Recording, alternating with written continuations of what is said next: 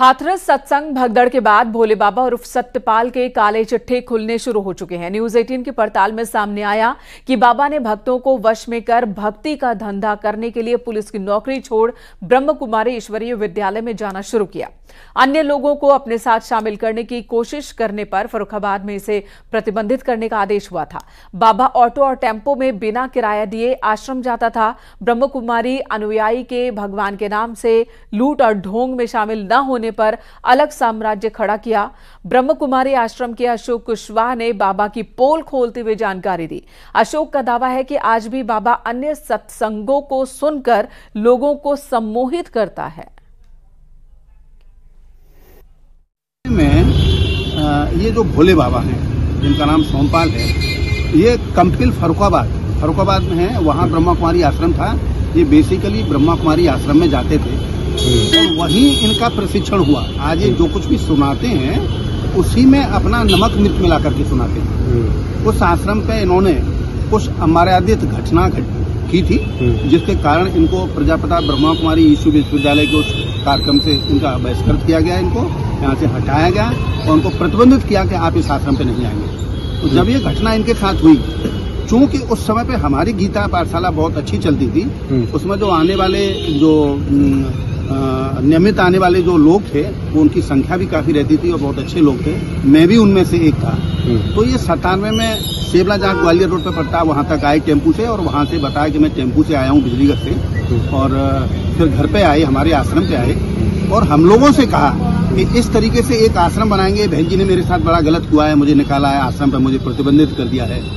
तो एक फर्रुखाबाद में मुख्यालय बनाएंगे। आप अपनी गीता पाठशाला को भी मुझसे जोड़ दो, और मेरी अन्य गीता पाठशालाओं पर भी बातचीत हुई है, और हम ब्रह्मा कुमारी ईश्वरीय विश्वविद्यालय के पैटर्न पे ही एक आश्रम खड़ा करेंगे।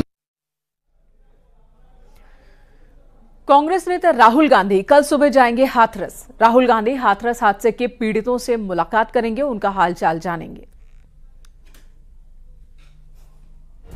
तो हाथरस हादसे में 121 लोगों की मौत हो गई, कई लोग जख्मी हैं, अलग अलग अस्पतालों में इलाज चल रहा है। पीड़ितों से मुलाकात करेंगे राहुल गांधी। अब तक समाजवादी पार्टी, सत्ता पक्ष, विपक्ष के कई नेता दौरा कर चुके हैं। कांग्रेस नेता भी दौरा कर चुके हैं हाथरस का। अब राहुल गांधी की खबर आ रही है कि कल वो जाएंगे हाथरस, पीड़ित परिवारों से करेंगे मुलाकात।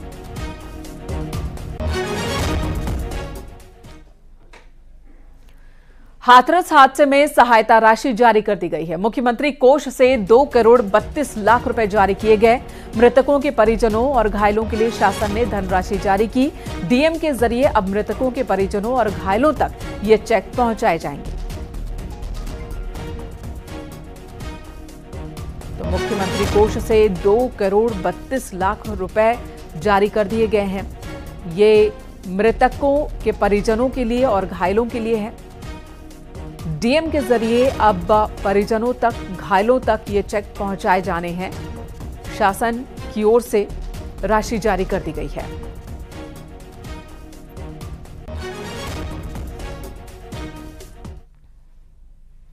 और हाथरस हादसे के बाद सुर्खियों में आए भोले बाबा का संभल में भी आलीशान आश्रम है। संभल में 2 सत्संग स्थल भी है। आश्रम में बुजुर्ग सेवादार रहता है। बताया जा रहा है कि 10 साल से भोले बाबा इस आश्रम पर आया नहीं है। पूरे उत्तर प्रदेश में 25 से ज्यादा आश्रम इस शख्स के हैं, ये जानकारी आ रही है, और ज्यादातर आश्रम दूसरों की जमीन पर कब्जा कर बनाए गए हैं।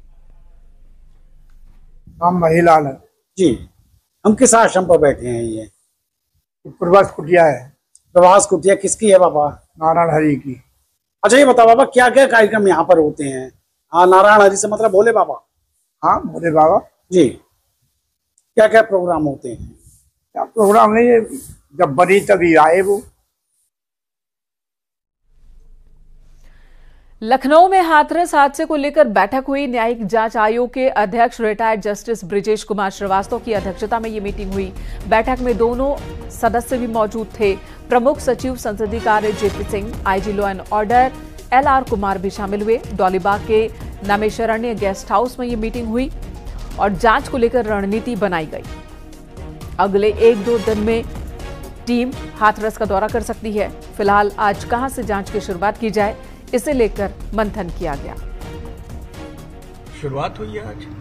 बहुत जल्दी हमें जो टाइम मिला हुआ है कमीशन को, will try to finish it up जल्दी हाथरस। हाँ, बहुत। एक डीएम की रिपोर्ट आई थी, फिर 24 घंटे की रिपोर्ट जो आई, क्या ये आपके वो डॉक्यूमेंटेशन आपको उनसे पूछना पड़ेगा।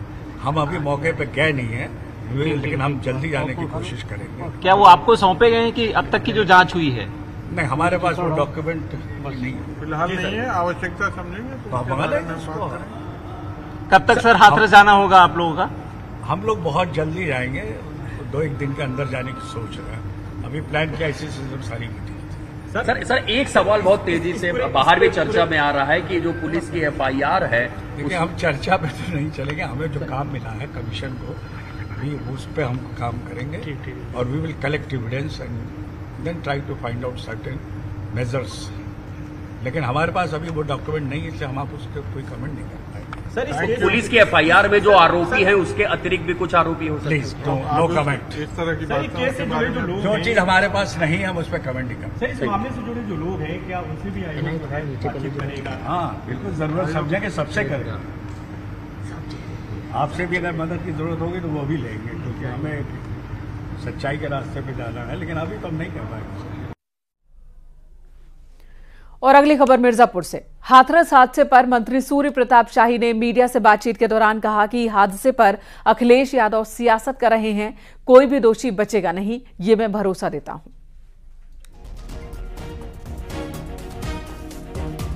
जो घटना हुई उससे कुछ दिन पहले उस महान भाव से मिलने के लिए खुद अखिलेश जी गए, और जिन लोगों ने उसके परमिशन और उनकी संख्या को गलत बताया, वो भी उस घटना के लिए जिम्मेदार हैं उस घटना के लिए। और जैसा मुख्यमंत्री जी कल वहाँ पर गए थे, उन्होंने न्यायिक जांच की बात कही है।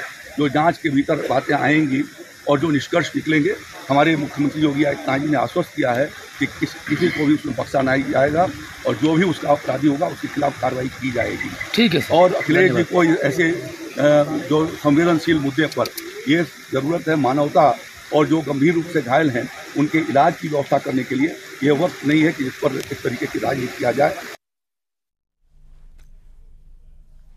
हाथरस हादसे में घायल हुए लोगों से मंत्री धर्मवीर प्रजापति ने जिला अस्पताल में मुलाकात की और तमाम जानकारी ली। हाथरस के फुलराई में भगदड़ के दौरान 121 लोगों की मौत हो गई थी, कई लोग जख्मी हुए और अब पीड़ितों से मिलने पहुंचे मंत्री धर्मवीर।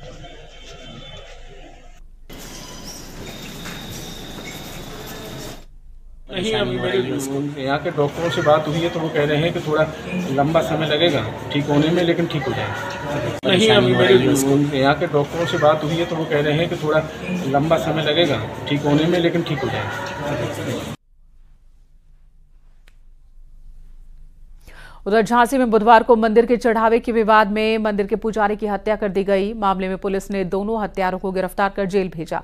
चिरगांव थाना क्षेत्र का ये मामला है। बताया जा रहा है कि मंदिर में आने वाले चढ़ावे के हिस्से को लेकर विवाद हो गया था, जिसके बाद मुख्य पुजारी की हत्या कर दी गई। वानी जो है मेहरबान का भाई है और इस पे पूर्व में भी मारपीट का आरोप लगा है और मेहरबान के भी इस हत्या के उसमें कारणों की जांच की जा रही है। अगर मेहरबान की भी भूमिका कहीं से भी आएगी तो उनके खिलाफ भी कार्रवाई की जाएगी। इधर यूपी के बीजेपी विधायक नंद किशोर गुर्जर ने राहुल गांधी के हिंदू को हिंसक बताने वाले बयान पर लोकसभा अध्यक्ष ओम बिरला को पत्र लिखा। अपने लेटर में नंद किशोर गुर्जर ने राहुल गांधी की सदस्यता रद्द करने और देशद्रोह का मुकदमा दर्ज करने की मांग की। विधायक ने दावा किया कि बिना धर्म बदले राहुल गांधी कैसे हिंदू हो सकते हैं।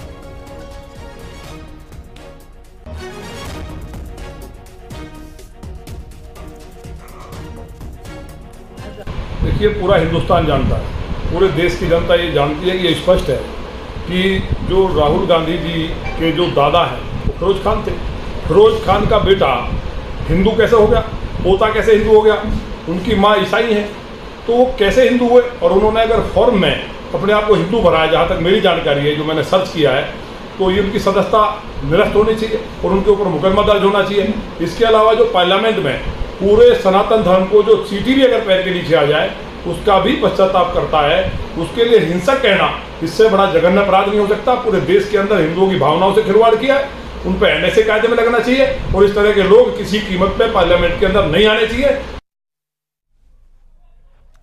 इधर बस्ती में पुलिस पर गंभीर आरोप लगे हैं। पुलिस जिस लापता लड़के की तलाश में जुटी थी उसी के शव का लावारिस समझकर अंतिम संस्कार कर दिया। नाराज परिजनों ने एसपी कार्यालय का घेराव कर धरना प्रदर्शन किया, नारेबाजी की। बताया जा रहा कि 20 साल का मोनू सिंह मंदबुद्धि था और 27 जून को घर से लापता हो गया था।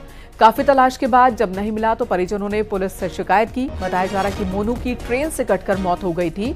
पुलिस ने उस डेड बॉडी को लावारिस समझकर उसका अंतिम संस्कार कर दिया। इस मामले में पुलिस के अधिकारियों का कहना है कि जांच कराई जा रही है, जो भी दोषी होगा एक्शन लिया जाएगा।